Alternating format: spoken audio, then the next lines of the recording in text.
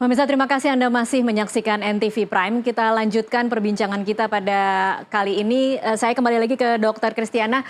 Dokter Kristiana, kalau kemudian kita bisa memberikan tips kepada masyarakat, bagaimana cara kita mengenali gejala-gejala awal dari seseorang yang kemudian mulai kecanduan judi online, dan penanganan pertamanya tuh kira-kira seperti apa, Dok, yang kemudian bisa mengerem orang-orang ini sebelum kemudian akhirnya membutuhkan bantuan secara medis? Iya, biasanya ada ketidakstabilan keuangan ya. Misalnya selalu minta uang dalam waktu yang tidak biasa gitu. Kemudian juga biasanya kemudian ada masalah emosional. Misalnya biasanya berkaitan dengan pinjaman online. Jadi judi online itu seringkali berkaitan dengan pinjaman online. Jadi karena pinjaman online, jadi ada masalah emosional karena harus membayar dalam waktu tenggat tertentu. Nah, masalah emosional ini misalnya jadi sering marah-marah atau jadi lebih diam, menarik diri, atau jadi lebih cepat tersinggung. Nah, ini yang menjadi harus perhatian juga bagi keluarga. Atau kemudian menjadi lebih tertutup dalam keluarga. Jadi bisa dikenali seperti ini. Atau menjadi sembunyi-sembunyi misalnya dalam bermain gadget. Nah, ini juga menjadi suatu hal yang perlu diwaspadai juga. Dan biasanya misalnya pada malam hari jadi kurang tidur juga. Nah, ini juga perlu diwaspadai. Oke, baik. Tindakan pertolongan pertama apa yang kira-kira efektif kalau kemudian kita bisa menemukan ada lingkungan terdekat yang mengalami gejala seperti itu, Dok? Ya, jadi sebenarnya bisa diajak bicara dulu ya, tidak distigma, kemudian tidak lalu disalah-salahkan seperti itu, karena semakin menutup diri orangnya.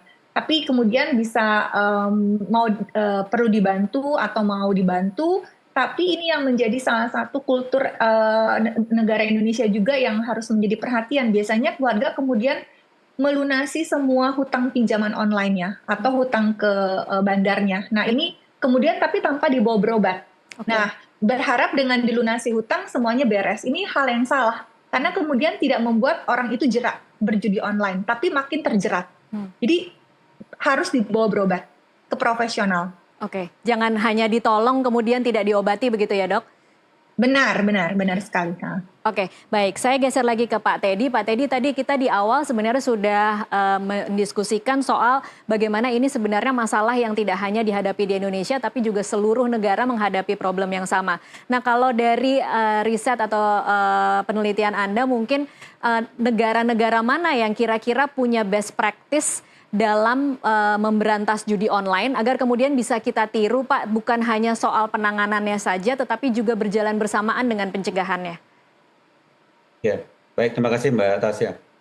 Jadi yang kami amati gitu, negara-negara yang memiliki penduduk yang level edukasinya itu tinggi, itu relatif terkena judi online-nya itu rendah gitu ya. Nah, ini kalau misalnya pengetahuan atau kesadaran dari masyarakat itu cukup besar gitu, maka judi online itu akan menjadi rendah gitu. Kalau di tanah negara banyak ya. Jadi seperti Finland gitu. Di negara itu bebas-bebasnya, malah judi online-nya hampir minimal sekali gitu. Ya, ini contoh-contoh yang sangat terlihat lah.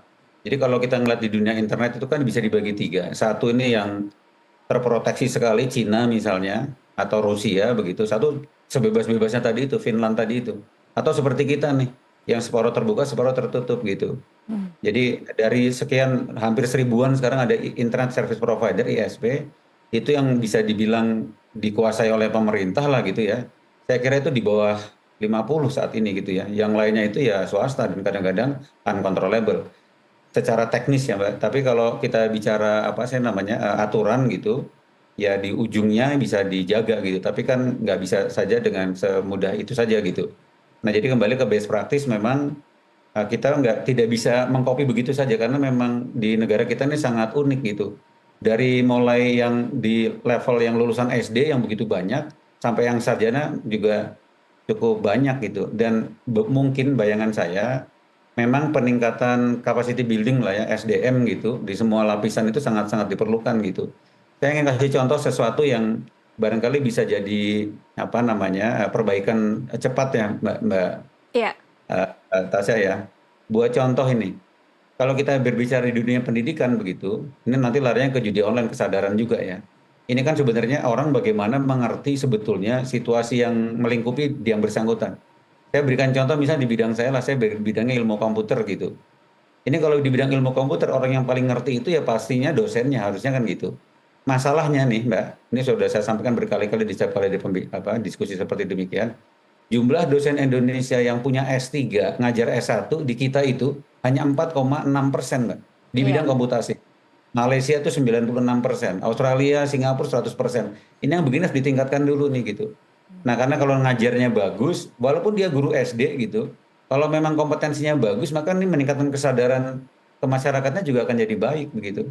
Tapi memang ya banyak variabel-variabel lain sih. Perbaikan-perbaikan berikutnya lagi yang perlu diperbaiki, saya kira nih terkait dengan fungsi dari teknologinya sendiri ya Mbak, menggunakan AI misalnya. Di negara maju itu bagaimana meng-capture orang pemain judi online dengan pattern matching dalam satu buah data yang kita miliki gitu, segera bisa difilter gitu. Iya. Nah, ada aspek lain lagi yang bisa lebih cepat nih Mbak, perbankan sebetulnya.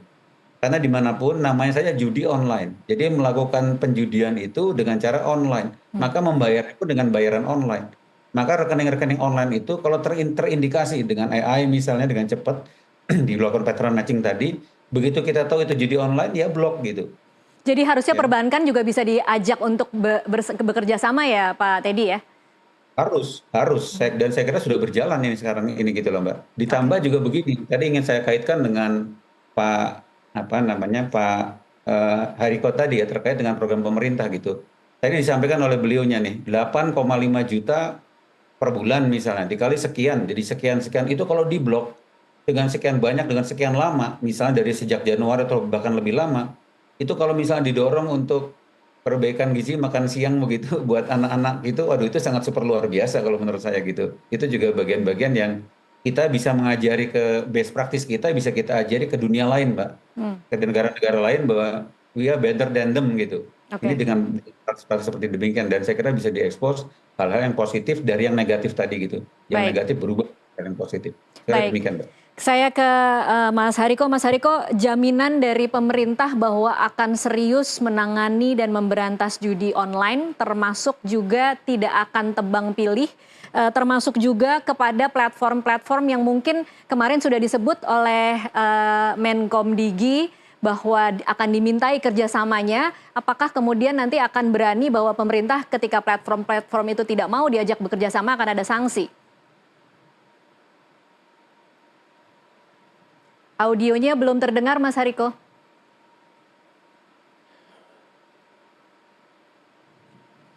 Ya, terima Ya. kasih Mbak Tasya. Sejauh ini kita melihat ya, kita optimis pemerintahan Pak Prabowo dan Mas Gibran mampu mencegah dan memberantas judi online. Hal ini terlihat dari keberanian PPATK menyampaikan berbagai data, meskipun data itu kalau kita lihat merupakan data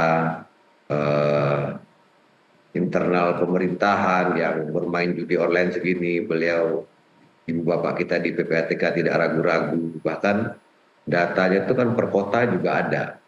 Misalnya per 6 November 2024 itu kan disebutkan bahwa salah satu kota yang terbanyak pemain judi online-nya itu di Kabupaten Bogor ya. Kabupaten Bogor, di Jakarta Timur, tapi Kabupaten Bogor juga termasuk ya. Itu disebutkan angkanya 4.432. Di atas itu ada Jakarta Timur. Jadi seperti yang disampaikan Pak Teddy tadi, ini sudah terdeteksi, hanya memang untuk pencegahannya membutuhkan kerjasama dari lingkungan, dari sekolah dan lain sebagainya. Kami juga terima kasih atas masukan Ibu Kristiana tadi. Jadi memang di data jauh ini memang jumlah pemain judi online itu 4 juta. Tadi ada penjelasan dari Ibu Kristiana bahwa satu orang pemain judi online berdampak terhadap 6 orang lainnya gitu kan. Iya, baik. Dan memang Bapak Presiden Prabowo sangat fokus ya terkait dengan sumber daya manusia ini. Tadi sempat disinggung oleh Bapak Teddy. Karena program Presiden kita kan ada bantuan gizi untuk ibu hamil dan balita. Baik. Termasuk bantuan untuk ibu menyusui. Iya, Mas Hariko, soal platform-platform tadi seperti apa kira-kira Mas Hariko? Ya, Sejauh ini komunikasi berjalan dengan baik. Mereka para platform beralasan bahwasannya mereka beroperasi sesuai mentaati hukum di mana mereka beroperasi. Ya kalau berada di Indonesia tentunya mereka akan mentaati aturan yang berlaku. Baik. Tapi seperti yang kita lihat, memang di media sosial itu kan ada konten yang lucu, yang viral, yang unik. Nah, konten-konten itu kadang-kadang disisipi oleh 1 detik, 2 detik iklan tentang judi online. Iya. Nah, ini yang agak susah untuk terdeteksi. Misalnya ada seorang selebritis namanya A, kemudian ada yang membuat akun fansnya A. Tiba-tiba di situ ada iklan judi online. Orang main kemudian akunnya menghilang. Sejauh ini kerjasama berjalan dengan baik, kemudian hubungan komunikasi juga berjalan dengan baik antara Ibu Yakin bisa firm ya Mas Hariko, yakin bahwa pemerintah akan tegas dan tidak tebang pilih? Tidak ada yang kebal aturan, intinya kalau boleh membahasakan ya Bapak Presiden sudah mengatakan saya pertaruhkan jiwa dan raga saya ingin melihat di 2025 betul-betul anak-anak yang hari ini menjadi anak-anak generasi emas manusia yang berguna. Karena gregetannya Bapak Presiden itu gini, menurut Presiden Prabowo per hari ini 2024 seharusnya menurut Pak Prabowo kita ini sudah menjadi negara maju. Baik. Melihat sumber daya alam kita dan lain sebagainya. Tapi karena ada korupsi, ada narkoba, termasuk ada judi online, terutama korupsi ya, itu sehingga kita masih juga belum menjadi negara maju. Ini yang sangat serius diperangi oleh Bapak Presiden. Baik, sayang sekali waktunya sudah terbatas, sudah habis Mas Hariko, tapi kita tunggu seperti apa langkah-langkah jitu dari pemerintah di hari-hari ke depan supaya kemudian bisa ada efek yang lebih terasa. Terima kasih Mas Hariko, Pak Teddy dan juga Dr. Kristiana untuk waktunya bersama kami di NTV Prime. Terima kasih Mbak Tasya, terima kasih. Dan pemirsa, perbincangan tadi sekaligus menutup jumpa kita dalam NTV Prime kali ini. Saya Tasya Rutmila mewakili seluruh kerabat kerja yang bertugas mengucapkan terima kasih atas perhatian Anda. Sampai jumpa.